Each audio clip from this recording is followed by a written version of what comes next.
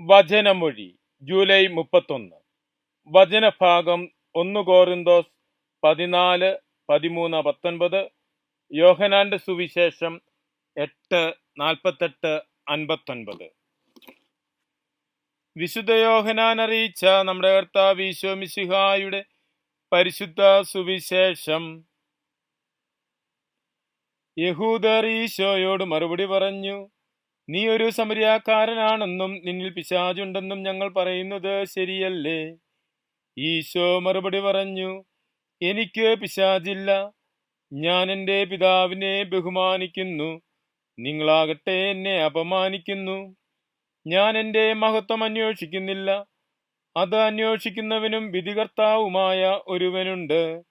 സത്യം സത്യമായി ഞാൻ നിങ്ങളോട് പറയുന്നു, ആരെങ്കിലും എൻ്റെ വചനം പാലിച്ചാൽ അവൻ ഒരിക്കലും മരണം കാണുകയില്ല. യഹൂദർ അപ്പോൾ അവനോട് പറഞ്ഞു, നിനക്ക് പിശാചുണ്ടെന്ന് ഇപ്പോൾ ഞങ്ങൾക്ക് വ്യക്തമായിരിക്കുന്നു. അബ്രാഹം മരിച്ചു, പ്രവാചകന്മാരും മരിച്ചു. എന്നിട്ടും എൻ്റെ വചനം പാലിക്കുന്ന ഒരുവനും ഒരിക്കലും മരണം രുചിക്കുകയില്ല എന്ന് നീ പറയുന്നു. ഞങ്ങളുടെ പിതാവായ അബ്രാഹത്തേക്കാൾ വലിയവനാണോ നീ? അവനാകട്ടെ മൃതിയടഞ്ഞു, പ്രവാചകന്മാരും മരിച്ചുപോയി. നീ നിന്നെ തന്നെ ആരാക്കി തീർക്കുകയാണ്? ഈശോ മറുപടി നൽകി, ഞാൻ എന്നെ തന്നെ മഹത്വപ്പെടുത്തുന്നെങ്കിൽ എൻ്റെ മഹത്വത്തിന് വിലയില്ല.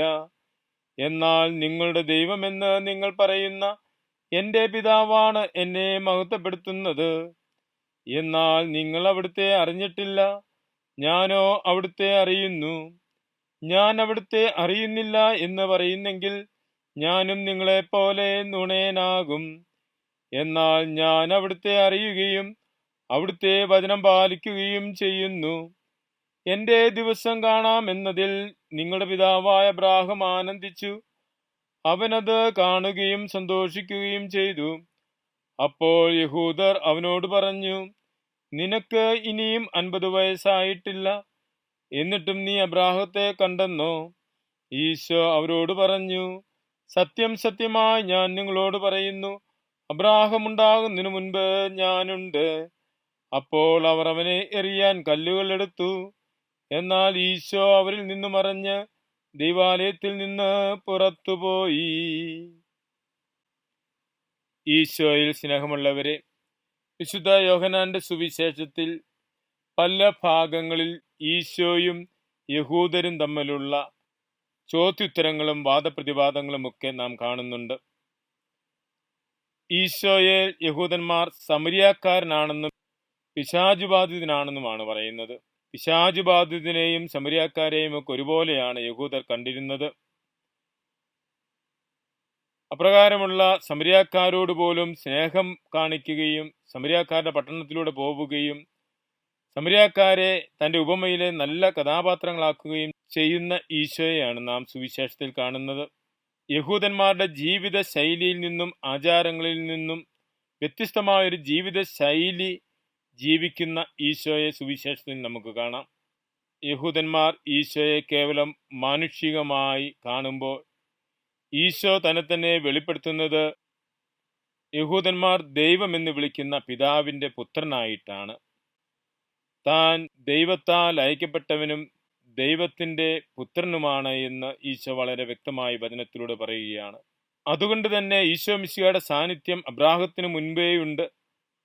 ഈ പ്രപഞ്ചത്തെ സൃഷ്ടിച്ച് പരിപാലിക്കുന്ന ദൈവത്തിന്റെ കൂടെ അനാദിയിലായിരിക്കുന്നവനാണ് അബ്രാഹത്തിലൂടെ ഇസ്രായേൽ ജനതയിലൂടെ തന്നെ വെളിപ്പെടുത്തുന്നത്.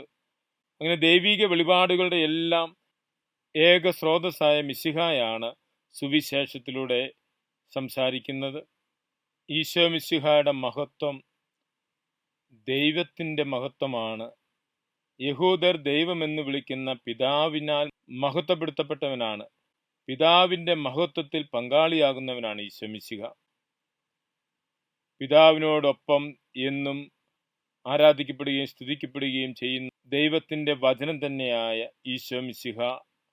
ഈശോ മിശിഹായിലൂടെ വെളിപ്പെടുത്തപ്പെട്ട ദൈവിക സത്യങ്ങളെ കൂടുതൽ അറിയുന്നതിനും ഏക വഴിയും യഥാർത്ഥ സത്യവും നിത്യജീവനുമായി ഈശോ മിശിഹായെ അനുഗമിക്കുന്നതിനും തിരുവചനം നമ്മെ ക്ഷണിക്കുന്നു. വഴിയും സത്യവും ജീവനുമായി ഈശോയുടെ പിന്നാലെ അനുഗമിക്കുന്നതിന് ഈശോയുടെ ജീവിത ശൈലി നമുക്കും സ്വീകരിക്കേണ്ടിയിരിക്കുന്നു. മിശിഹായെ പോലെ ശത്രുവിനെ സ്നേഹിക്കുന്ന, തിന്മയെ ദ്വേഷിക്കുന്ന, എന്നാൽ തിന്മയിൽ വീണുപോയവരെ സ്നേഹിക്കുന്ന, വീണുപോയവരെ ചേർത്ത് നിർത്തുന്ന മിശിഹായുടെ സ്നേഹത്തിൻ്റെ ചൈതന്യം ഉൾക്കൊള്ളുവാൻ നമുക്കും പരിശ്രമിക്കാം. മിശിഹ നമ്മെ അനുഗ്രഹിക്കട്ടെ. ആമേൻ.